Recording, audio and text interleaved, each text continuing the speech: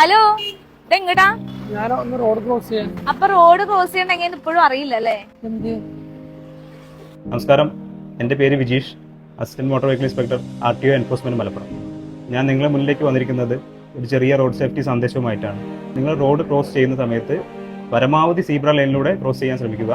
അതുപോലെ നിർത്തിയിട്ടിരിക്കുന്ന വാഹനങ്ങൾ, അതായത് ബസ് സ്റ്റോപ്പിൽ വന്ന് നിർത്തിയിട്ടിരിക്കുന്ന വാഹനങ്ങൾ, വലിയ ട്രക്കുകൾ, ഇവയുടെ മുന്നിലൂടെ ശ്രദ്ധമായി ക്രോസ് ചെയ്യാതിരിക്കുക. കാരണം ആ വാഹനങ്ങളുടെ പുറകിൽ വരുന്ന വാഹനങ്ങൾക്ക് നിങ്ങളെ ഒരിക്കലും കാണുവാൻ സാധിക്കുകയില്ല.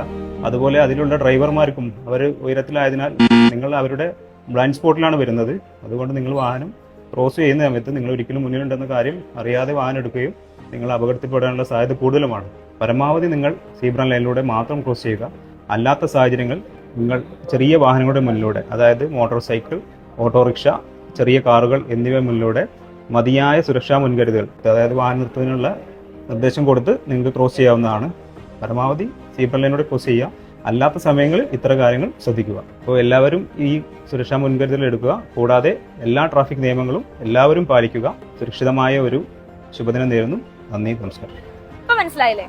അപ്പൊ ഇനി ഇതുപോലുള്ള കൂടുതൽ ഇൻഫർമേറ്റീവ് വീഡിയോകൾക്കായി ഞങ്ങളുടെ ഇൻസ്റ്റാഗ്രാം പേജ് ഒന്ന് ഫോളോ ചെയ്തോളൂ.